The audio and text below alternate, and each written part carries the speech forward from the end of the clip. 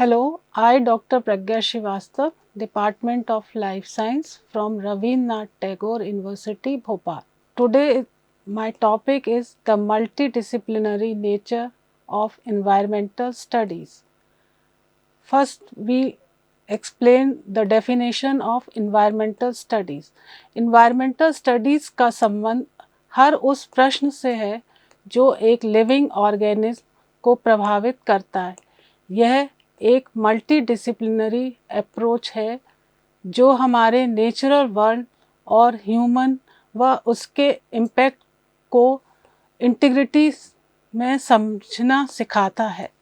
यह एक applied science है क्योंकि इसका उद्देश्य अधिकाधिक महत्वपूर्ण होते जा रहे हैं।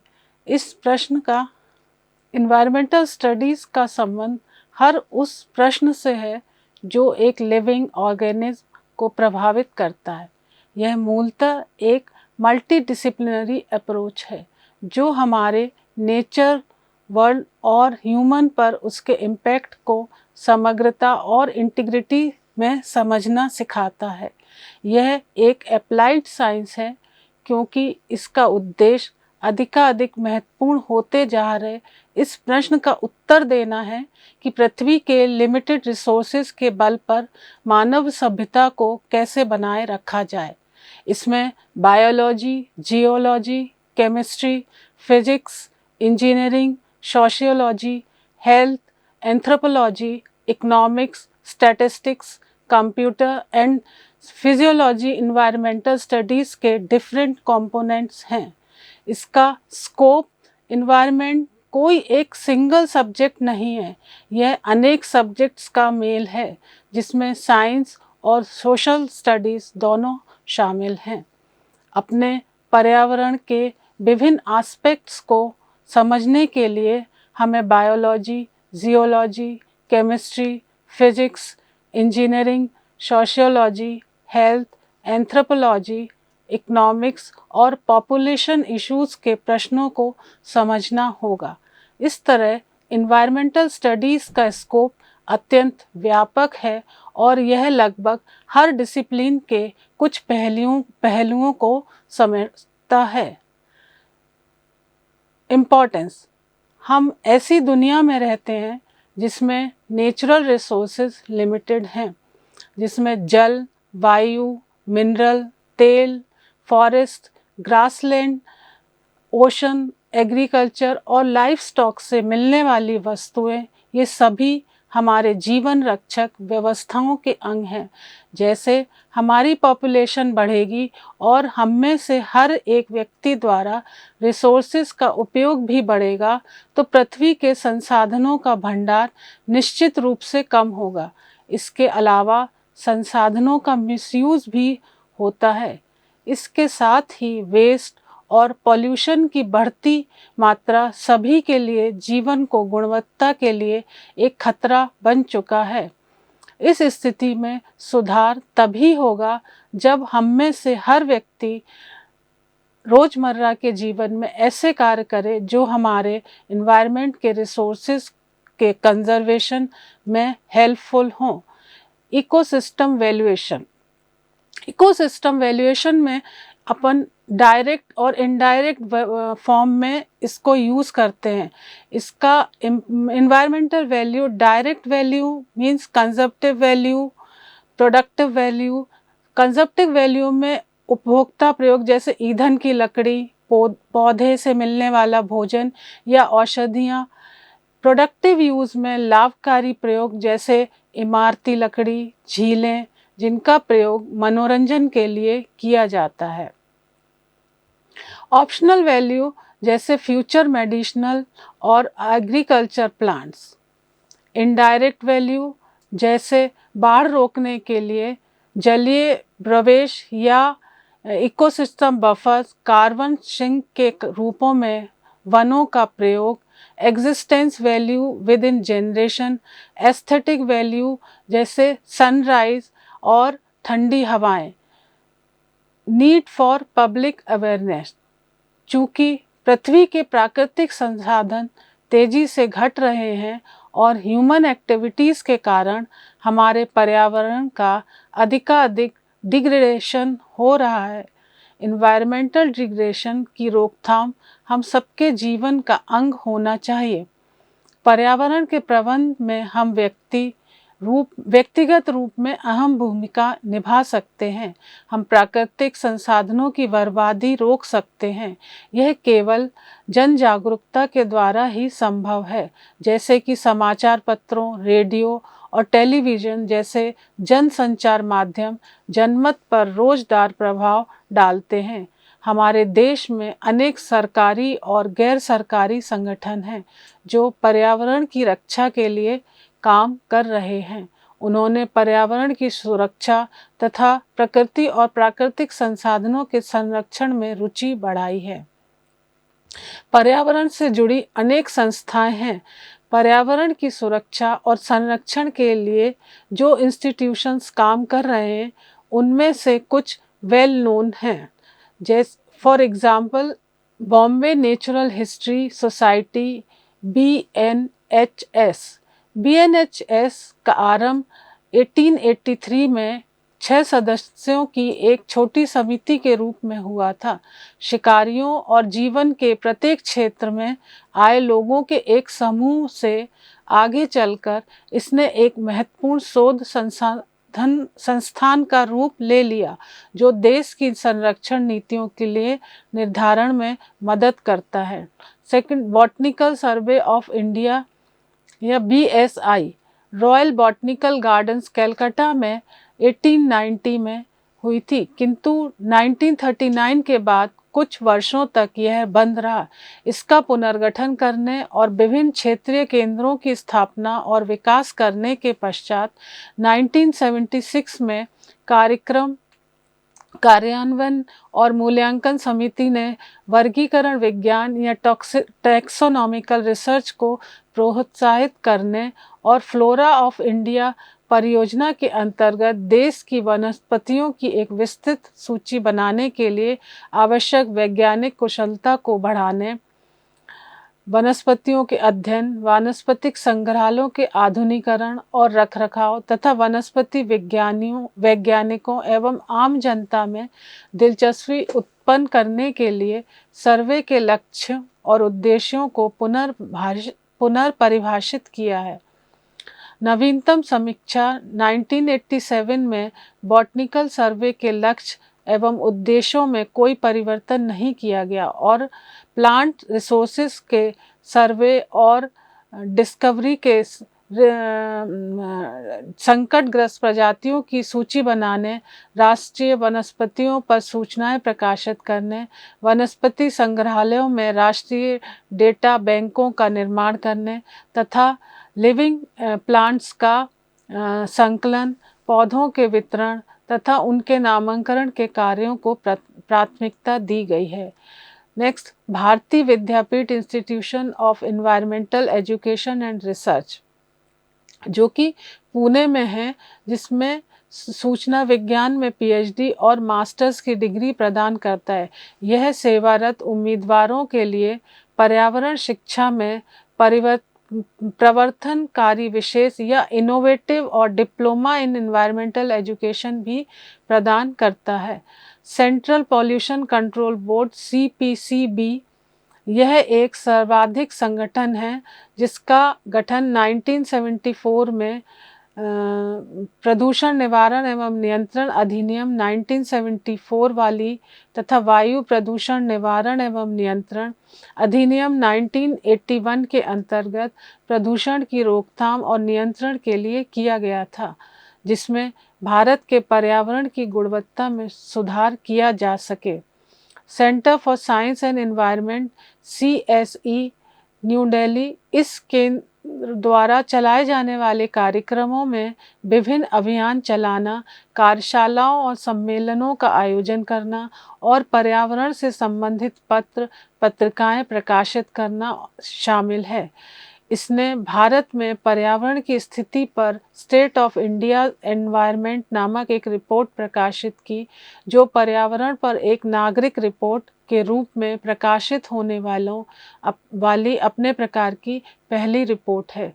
CSE एक लोकप्रिय पत्रिका डाउन टू अर्थ का भी प्रकाशन करता है, जो विज्ञान और पर्यावरण से संबंधित विषयों के आयोजन करता है।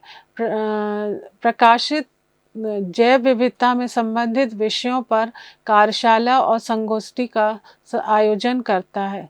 CPR एनवायरमेंटल एजुकेशन सेंटर स्थापना 1988 में की गई थी। यह आम जनता में पर्यावरण के बारे में जागरूकता फैलाने, इसके संरक्षण में संचय उत्पन्न करने के लिए अनेक प्रकार के कार्यक्रम आयोजित करता है। प्रकृति और प्राकृतिक संसाधनों के संरक्षण को बढ़ावा देने के लिए यह संगठन अक्सर अपना ध्यान गैर सरकारी संगठन बच्चों पर केंद्रित करता है। इसके कार्यक्रम में वन जीवन और जैव विविधता से संबंधित मुद्दे शामिल होते हैं। CPR EEC बड़ी संख्या में पत्र पत्रिकाओं भी प्रकाशित करता है। Centre for environment education CEE Ahmedabad, इस केंद्र को 1989 में आरंभ किया गया था। यह केंद्र पर्यावरण पर अनेक प्रकार के कार्यक्रम आयोजित करता है और विभिन्न लक्ष्यों समूहों के लिए अनेक प्रकार की शिक्षण सामग्री तैयार करता है।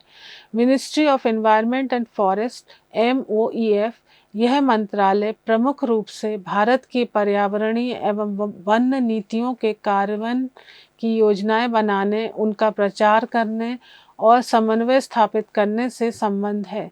मंत्रालय का प्रमुख कार्य देश के प्राकृतिक संसाधनों, जिनमें झीलें और नदियां, उनकी जैव विविधता, वन और वन्य जीवन शामिल है।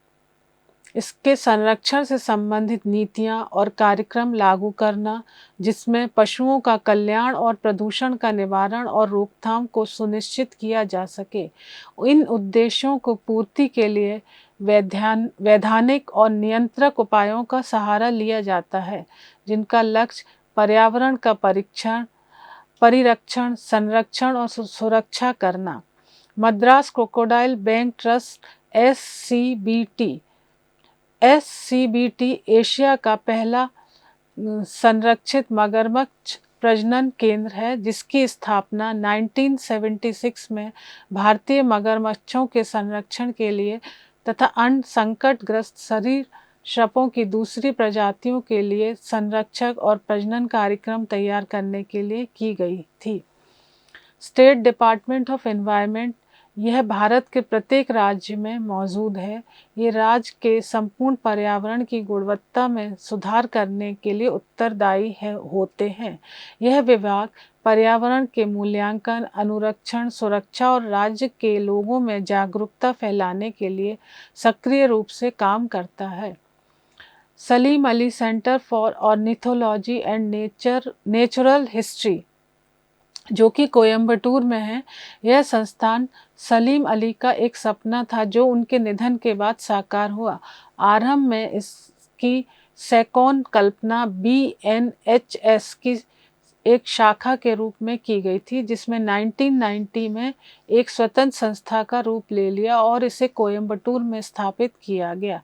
इसने क्षेत्र आधारित अनेक कार्यक्रमों की स्थापना की, जिसमें देश को हमारी संकटग्रस्त जैव विविधता के बारे में अनेक सूचनाएं प्राप्त हुई। World wide fund for nature India WWF new Delhi, ये 1969 में मुंबई में आरंभ हुई थी, जिसके बाद इसका मुख्यालय दिल्ली में स्थानांतरित कर दिया गया और संपूर्ण भारत में इसकी शाखाएं खोली गई। प्रारंभिक वर्षों में वन्य जीवन के बारे में शिक्षा और जागरूकता फैलाने पर ध्यान दिया गया। यह अनेक कार्यक्रमों का संचालन करता है, जिसमें स्कूली बच्चों के लिए nature clubs of India programme भी शामिल है। यह पर्यावरण और विकास संबंधी मुद्दों के लिए एक विचार मंच की भूमिका निभाता है और इसका प्रचार करता है। World wild life institute India. इस संस्थान की स्थापना 1982 में वन अधिकारियों के प्रमुख प्रशिक्षण संस्थान के रूप में और वाइल्ड लाइफ मैनेजमेंट में रिसर्च के लिए की गई थी।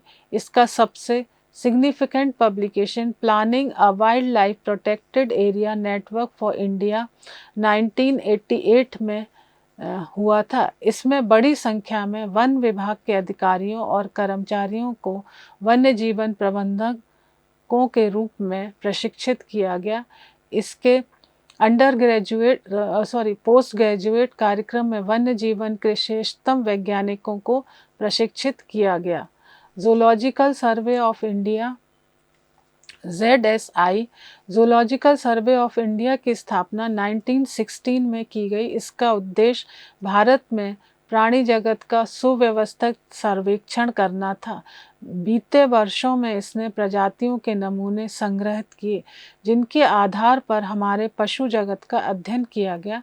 इसका काम 1875 में स्थापित पर्यावरण से जुड़े लोग हमारे देश में अनेक व्यक्ति हुए जिन्होंने पर्यावरण का इतिहास रचा।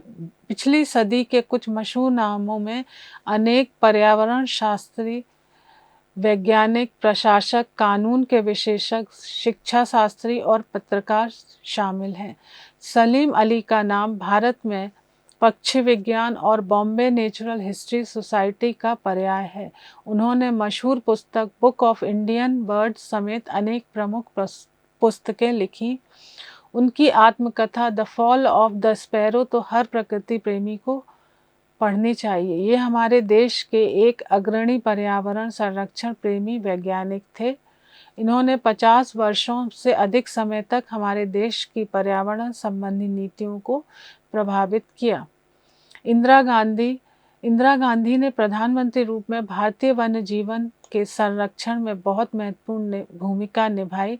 संरक्षित क्षेत्रों की संख्या उनके प्रधानमंत्रित्व काल में 65 से बढ़कर 298 तक पहुंची। MS स्वामीनाथन भारत के अग्रणी कृषि वैज्ञानिकों में एक हैं तथा कृषि और अन्य दोनों प्रकार की जैविक विविधता के संरक्षण से संबंधित कार्य करते हैं। माधव गाडगिल भारत के लोकप्रिय पर्यावरण शास्त्री हैं। उनकी रुचि सामुदायिक जैव विविधता के रजिस्ट्रों को विकसित करने और पवित्र वाटिकाओं के संरक्षण जैसे पारिस्थितिकी मुद्दों को लेकर स्तनपायी जीवों, पक्षियों और कीट पतंगों के व्यवहार के अध्ययन जैसे विषयों में भी व्याप्त है। उन्होंने अनेक लेख लिखे और पत्रिकाओं में उनके अनेक आलेख भी प्रकाशित हैं। वे 6 पुस्तकों के लेखक हैं और लाइफस्केप ऑफ पेनिसुलर इंडिया श्रृंखला के संपादक हैं। MC मेहता भारत में पर्यावरण संबंधी सबसे विख्यात वकील हैं। इन्होंने 1984 से ही उन्होंने पर्यावरण संरक्षण के हित में अनेक जनहित याचिकाएं दायर की हैं। उनकी सबसे मशहूर और लंबी खींचने वाली जिन लड़ाइयों को सुप्रीम कोर्ट का समर्थन मिला उनमें ताजमहल का संरक्षण, गंगा नदी की सफाई, समुद्र तटों पर सघन झींगा पालन पर प्रतिबंध तथा पर्यावरण संबंधी अन्य मुद्दे शामिल हैं। अनिल अग्रवाल एक पत्रकार थे जिन्होंने 1982 में स्टेट ऑफ इंडियाज एनवायरनमेंट पर पहली रिपोर्ट लिखी। उन्होंने CES की स्थापना की जो विभिन्न पर्यावरण संबंधी मसलों पर कार्यरत एक गैर सरकारी संगठन है। मेधा पाटकर ग्रामीण भारत की प्रवक्ता के रूप में विख्यात मेधा पाटकर ने पद दलित आदिवासी जनता के ध्येय को आगे बढ़ाया जिसका परिवेश नर्मदा नदी पर बने या बन रहे बांधों से नष्ट हो रहा है। सुंदरलाल बहुगुणा चिपको आंदोलन अपने क्षेत्र में वन संसाधनों की रक्षा के लिए स्थानीय जनता के प्रयासों का एक अत्यंत सफल अंतर्राष्ट्रीय ख्याति प्राप्त उदाहरण है। एक नाजुक भूकंप संभावित क्षेत्र में टहरी बांध का निर्माण रुकवाने के लिए उन्होंने अथक प्रयास किए। गढ़वाल की पहाड़ियां इस ध्येय के प्रति अनेक समर्पण भाव को हमेशा याद रखेंगी। नेक्स्ट है समरी या सारांश। इन्वायरमेंटल स्टडीज़ में पर्यावरण के साथ ह्यूमन इंटरेक्शन को समझना शामिल है। इसके लिए साइंस और सोशल स्टडीज़ के कई सब्जेक्ट्स के लिए एक इंटीग्रेटेड अप्रोच की आवश्यकता है। हम एक ऐसी दुनिया में रहते हैं जहाँ land, water, forest, minerals, oil, grassland और वेटलैंड जैसे प्राकृतिक संसाधन सीमित हैं। इस पृथ्वी की आत्मसात करने की क्षमता से परे इन संसाधनों का अत्यधिक उपयोग जारी नहीं किया जा सकता। हमारे आसपास की हर चीज़ हमारे पर्यावरण का निर्माण करती है और हमारा जीवन इसकी महत्वपूर्ण प्रणालियों को इंटैक्ट करके रखता है। हमने एनवायरमेंटल रिसोर्सेज के कंजर्वेशन के प्रति व्यक्ति के रूप में जिम्मेदारी लेने की आवश्यकता है। Thank you.